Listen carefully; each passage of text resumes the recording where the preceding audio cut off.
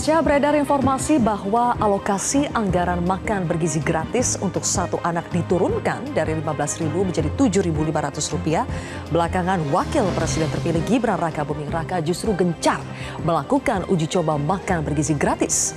Gibran menegaskan untuk kebutuhan anak-anak Indonesia, pemerintah tidak boleh pelit. Sejak program makan siang dan susu gratis muncul di kampanye Prabowo Gibran, program ini tidak berhenti mengundang kontroversi. Mulai dari perubahan nama yang kini menjadi makan bergizi gratis, soal anggarannya, jumlah penerima manfaat, pelaksana, hingga bagaimana supaya program ini tidak membebani APBN dan tidak dikorupsi. Jangan lupa, program makan bergizi gratis Prabowo Gibran akan berjalan berbarengan dengan program-program lain yang berbiaya besar. Salah satunya program pembangunan IKN. Apakah janji kampanye Prabowo Gibran itu akan mendatangkan lebih banyak manfaat dibandingkan masalah? Inilah kontroversi selengkapnya, janji manis makan siang gratis bersama saya, Zilvia Iskandar.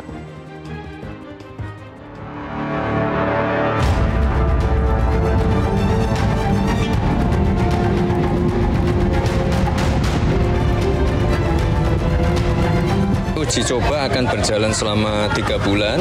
Nanti kita akan banyak menerima masukan, evaluasi. Senang nggak? Suka?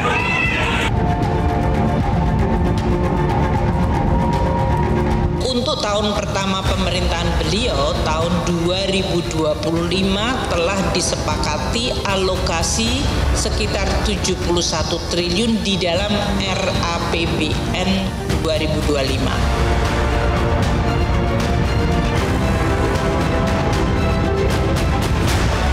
Anggarannya akan dipotong sampai 7.500, itu tidak benar.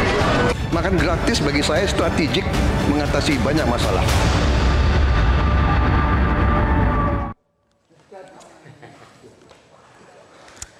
Pemirsa, untuk membahasnya sudah hadir 6 orang narasumber di studio Metro TV. Di sebelah kanan saya sudah ada Ketua DPP PSI, Dedek Prayudi Masuki. Selamat malam. Selamat malam. Berikutnya ada Ketua DPD Gerindra, Ahmad Riza Patria. Bang Riza, selamat malam. Selamat malam. Selanjutnya ada pengamat politik, Prof. Ikrar Nusa Bakti. Prof. Ikrar, selamat malam. Terima kasih sudah hadir di kontroversi. Dan di sebelah kiri saya ada Ketua DPP PDI Perjuangan, Andreas Hugo Parera. Bang Andreas, selamat malam. Selamat malam. Baru nyampe ya? Baru nyampe, buru-buru. Berikutnya juga ada Ketua DPP PKB, Daniel Johan. Bang Daniel, selamat malam. Selamat malam, Mbak. Terima kasih sudah hadir di Metro TV. Dan juga ada Sekjen Forum Indonesia untuk Transparansi Anggaran atau FITRA, Misbah Hasan. Pak Misbah, selamat malam. Terima kasih semuanya sudah hadir di kontroversi.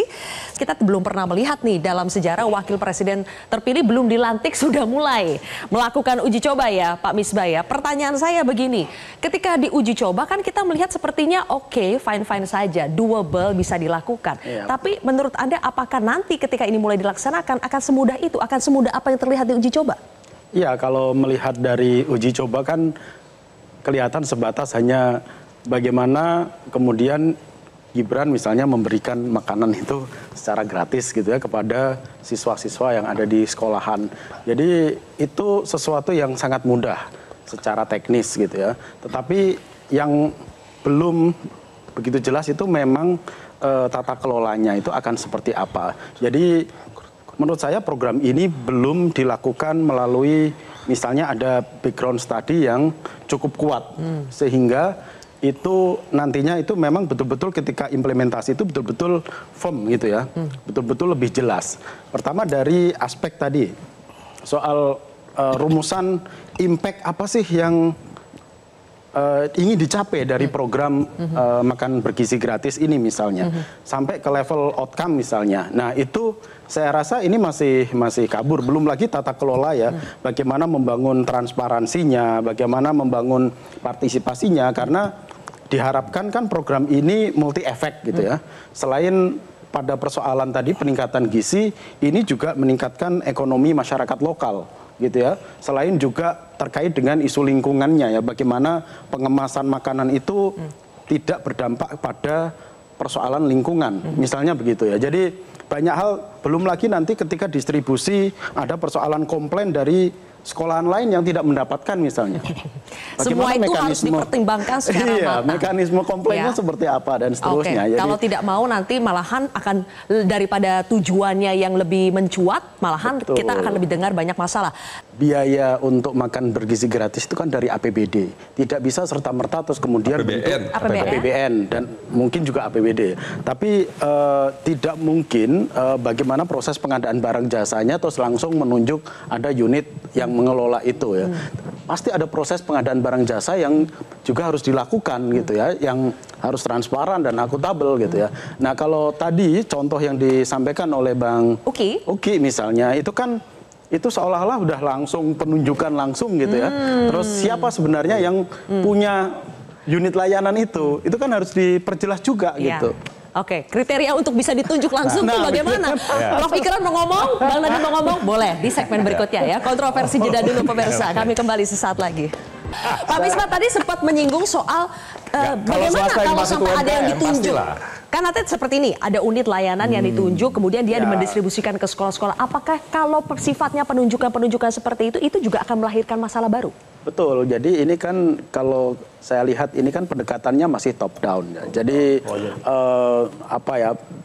semua yang dilakukan itu masih perspektif dari